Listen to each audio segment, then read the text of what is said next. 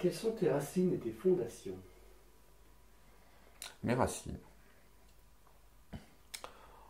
Donc, je suis du Beaujolais. Donc, mon grand-père était de Juliena. Euh, et du côté de ma mère, c'est Auvergnat pure souche, quoi. Euh, donc, ce qui me donne le caractère de l'Auvergnat, c'est-à-dire on a beaucoup de recul vis-à-vis des autres et quand on donne son amitié, on la donne entièrement. Et du côté de Juliena, c'est des racines euh, historiques. Plus que. Enfin, j'ai une grande partie de ma famille là-bas, je vois pas énormément ma famille. Il fallait choisir dans notre vie entre euh, parce que notre temps était compté, enfin je pense comme tout le monde, donc il fallait choisir entre les amis et la famille, on a choisi les amis. Donc on passait beaucoup de temps avec nos amis et notre famille au sens élargi a été un peu délaissée, si on peut dire. Du coup, même quand on s'est marié, c'est nous qui avons choisi notre mariage. On a invité nos parents proches, enfin nos pères et mères, chacun, et on a invité surtout des copains. Les fondations, alors ma grand-mère maternelle, ma grand-mère paternelle s'est beaucoup occupée de moi, parce qu'en fait, dans mon histoire personnelle, quand en 68, on a eu un énorme accident de voiture. Euh, donc ma cousine est morte, ma mère était en fauteuil roulant. Moi j'étais dans le coma pendant pas mal de temps. Et comme ma mère était en fauteuil roulant, elle allait de centre de rééducation en centre de rééducation, ou quand elle avait des escarres, elle allait au centre des Grands Brûlés à Toulouse. Enfin, donc ma mère ne pouvait pas s'occuper de moi, puisque elle s'occupait à essayer de survivre. Mon père, lui, travaillait, donc il était souvent absent, il- il travaillait beaucoup à l'étranger, en fait. Il travaillait partout à travers le monde. Et donc, c'est ma grand-mère qui s'est occupée de moi. Et donc, du coup, j'ai gardé le caractère de ma grand-mère, qui était une petite bonne femme de 45 kilos, tout mouillé, là, mais et qui était sèche et dure au sens dur au travail. On n'est pas là pour rigoler. Euh, qui était prévenante, mais oui, qui était dur, quoi. C'est au sens dur des terriens, quoi, des agriculteurs. Oui, on- un peu comme les Flamandes, là. Elles sont pas là pour c'est pas flémir, enfin, on n'est pas flémissant. Tu avais quel âge quand tu étais chez ta grand-mère? Ah, mais à partir. Non, c'est ma grand-mère qui est venue chez moi. D'accord. Ma grand-mère a, a quitté sa maison pour venir s'occuper de moi et s'occuper de la maison. Voilà. Puisqu'en fait, nous, on habitait en ville. Et, et voilà, c'est le choix qu'avaient fait mon père et ma grand-mère. Je ne sais pas pourquoi, c'est comme ça. Mais quel âge tu avais? J'avais 8 ans. Qu'est-ce que tu peux me dire encore de tes parents? Mes parents. Mon père, je l'ai toujours considéré comme absent, en fait. Euh, Peut-être injustement, mais il était toujours en voyage. Enfin, il était beaucoup en voyage. Euh, il avait quand il travaillait dans son entreprise, il avait des secteurs importants, un coup Amérique du Sud, un coup Asie. Enfin bon, donc il n'était pas beaucoup là. Quand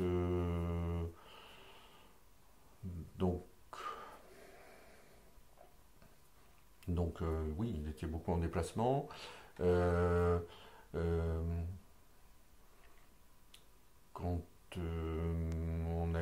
autre accident, j'ai l'impression que c'était aussi sa soupape de sécurité. Il partait parce que c'était trop dur pour lui, quoi. Humainement, ça peut être compréhensible en fait. Quand on a eu notre accident de voiture, du jour au lendemain, il a eu les cheveux blancs, en fait. Et, euh, et ma mère, donc en fait, ma mère, j'ai toujours connue comme une femme dure. C'est l'impression que j'avais moi en tant qu'enfant et en fait tout le monde autour d'elle l'a trouvée super gentille, prévenante, attentionnée. Et ma mère était un cordon bleu. Donc, elle m'a appris la cuisine. C'est moi qui ai toujours fait la cuisine après à la maison. Elle m'a appris à la cuisine, les tours de main, etc. Et puis quand j'étais enfant, quand il n'y avait pas de gâteau en dessert, je disais il n'y a pas de dessert. Le fruit, c'était pas un dessert, quoi. Donc voilà. Donc on mangeait super bien. Et, euh, et avant d'avoir l'accident de voiture, elle était couturière, ma mère. Donc en fait, les gens venaient la voir avec les catalogues Elle ou autres, enfin de modes et travaux. Et ils disaient je veux ça, et elle leur faisait le manteau, le pantalon, enfin voilà. Donc elle avait un peu d'or dans les mains en fait, ma mère. Voilà. Et donc après elle a été très longtemps en fauteuil roulant. Donc ça complique quand même pas mal la vie, quoi. Euh, et donc elle était un peu inquiète pendant mon lycée, j'allais à l'école en moto, donc j'avais une petite 125 et j'avais toujours des questions, elle fait attention, elle fait là ci, elle fait là, et je disais, mais attache ta ceinture aussi pendant que tu y es. Donc voilà. Et j'ai eu beaucoup d'accidents de moto, en plus. Oui. Elle est restée en fauteuil roulant, ta maman, ou après elle a pu se lever ensuite Elle a toujours resté en fauteuil roulant parce qu'en fait, elle avait une double fracture de la colonne vertébrale et elle avait une rupture de la moelle épinière au niveau des 3D4. Donc, alors des 3D4, c'est vertèbre dorsale très haut en fait. Donc, il n'y avait plus de possibilité de rattrapage. En fin de vie, il y a eu des grosses améliorations au niveau des fauteuils roulants. Donc, elle avait pris un fauteuil de verticalisation. En fait, on attache les jambes, on attache le corps et le fauteuil peut se lever. Ce qui fait que ça permet de moins avoir d'escarres, d'améliorer au niveau de la circulation, améliorer la dureté des os pour éviter trop d'ostéoporose et trop de fragilisation au niveau des membres. Mais oui, elle a toujours été en fauteuil roulant. Et en fait, bon, comble de chance, elle est pas morte d'une V simple, elle est morte d'un cancer du sein en plus, quoi. Donc, super. D'ailleurs, c'est une inquiétude vis-à-vis de ma fille, parce que ses deux grands-mères sont mortes de cancer du sein, donc elle a une chance sur deux d'en avoir. Et ton père, il faisait quoi comme profession? C'était un commercial pour une entreprise qui faisait de la régulation. Donc il vendait, parce qu'il faisait pas, il vendait tous les systèmes de régulation dans les centrales, donc pétrochimiques, nucléaires, papeterie, vous savez, c'était toutes ces pièces avec des compteurs partout là, et donc il vendait ça. Donc c'est pour ça qu'il partait à travers tout le monde. Comment tu étais, toi, en tant qu'enfant, avec le handicap de ta mère? C'est compliqué. En fait, ça m'a beaucoup,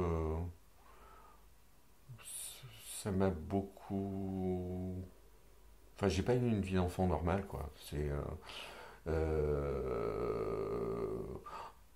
Il y a aussi que, bon, il y a le handicap de ma mère, mais donc moi j'ai fait 6 mois d'hôpital, 2 ans de rééducation, donc Donc déjà entre 8 et 10 ans, ça a été un peu compliqué.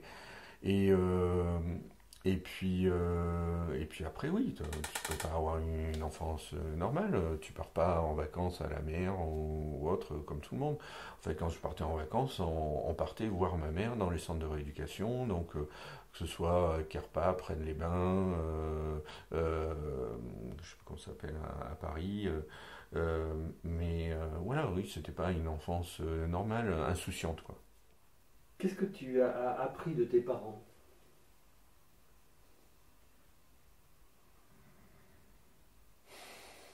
La cuisine de ma mère, le voyage, être indépendant, rapidement. Euh, voilà, c'est déjà beaucoup. Et toi, quel enfant tu étais? Solitaire. J'allais beaucoup vers les adultes, en fait. Ce qui est bizarre, mais en fait, j'étais souvent entouré d'adultes parce que bon, il y avait les trois enfants du quartier, mais sinon, j'en voyais pas tant que ça, et je voyais beaucoup d'adultes, donc j'allais, j'étais toujours en questionnement, enfin, à essayer d'apprendre le maximum. En fait, j'étais un peu comme une éponge à vouloir emmagasiner. Et ça m'a duré longtemps, en fait, de vouloir emmagasiner des connaissances, presque jusqu'à 50 ans, là, j'ai emmagasiné le plus possible pour arriver à maintenant faire la synthèse et puis même ouais, c'est pas faire une synthèse, c'est euh, euh, faire ma vie à partir de ces connaissances. Enfin, je sais pas comment dire. C'est pas une synthèse au sens technique, c'est trouver ma voie à partir de ces connaissances. Et oui, donc il m'a bien fallu attendre d'avoir 50 ans pour ça, quoi. Tu dis que tu es enfant unique. Hein. Comment tu as vécu ce manque de fratrie, ou peut-être pas le manque, en fait, cette absence de fratrie? Alors, moi je voulais 8 petits frères et 8 petites sœurs. Donc j'étais un petit peu frustré. Et donc, dans un premier temps, on a habité dans un appartement à Clermont. Et puis, bon, de toute façon, c'était pas viable, il fallait trouver une autre solution. Donc, on est allé habiter à Serra. On a racheté, enfin, mon père a acheté une maison qui était hors de d'air. Et puis, je l'ai aidé à faire l'électricité. Enfin, j'étais petit, mais bon, je tirais les filles. Enfin, voilà. Et donc on a eu cette maison qui était dans un petit quartier et donc j'avais des enfants voisins mais qui étaient tous plus grands que moi et donc ben, j'allais vers eux quoi.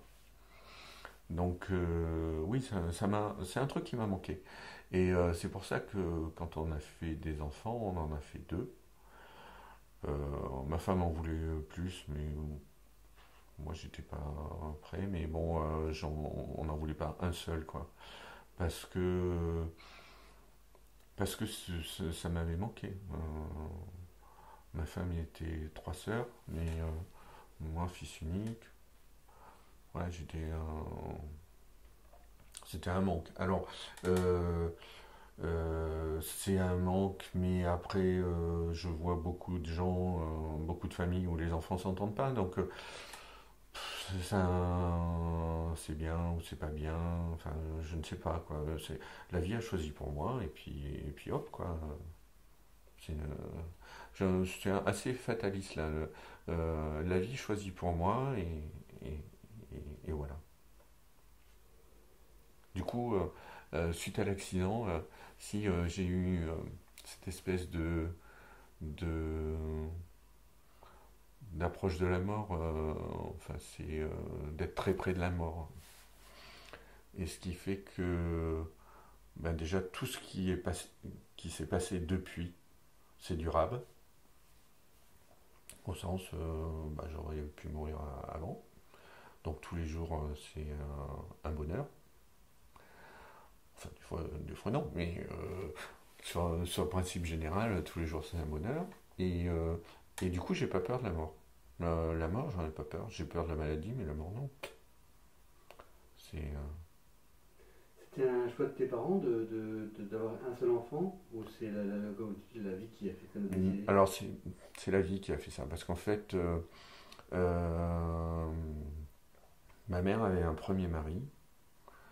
Ma mère était née en 27 et mon père est né en 36. Et donc, ils avaient une grosse différence d'âge. Ils se sont mariés dans les années 60 parce que ma mère avait un premier mariage avec quelqu'un qui a été déporté, en fait, qui était juif, et il a été déporté. Et donc il s'était évadé 3 fois des camps de concentration. Et, euh, et quand la guerre est finie, il est mort d'une leucémie. Donc comme quoi, on est un petit peu marqué dans la vie, hein, c'est que si on doit crever, c'est que ça doit se faire. Donc du coup, après, elle est restée toute seule un long moment. Et puis, ils se sont trouvés avec mon père, je ne sais pas comment, enfin, je ne suis pas allé chercher. Et, euh, et du coup, c'était déjà relativement tard pour faire des enfants. Donc, simplement au niveau de la physiologie. Quand tu étais enfant, jusqu'à l'adolescence, on va dire, quels étaient tes rêves? Je ne sais plus.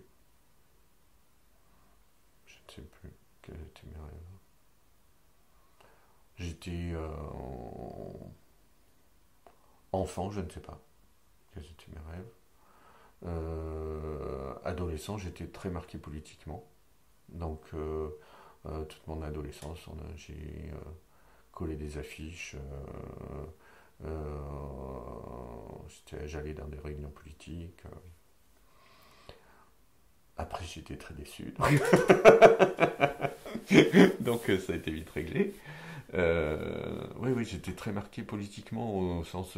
Et même, j'ai fait partie des gens qui avaient acheté 10 mètres carrés dans le Larzac pour qu'il n'y ait pas de camp militaire. Donc voilà, j'étais marqué gauche, bien sûr. Est-ce que tu peux nous raconter un souvenir particulier de ton enfance qui t'aurait marqué? C'est une bonne réflexion, ça. Oui, alors j'étais tout petit. J'étais. Donc c'était dans le village où habitait ma grand-mère. Il y avait des poules et il y en a une qui me coursait et qui m'a piqué les mollets. Je pense que parce que je les avais fait chier avant, hein. Donc elle m'a couru après, elle m'a piqué les mollets. Donc j'ai une haine absolue vis-à-vis des poules.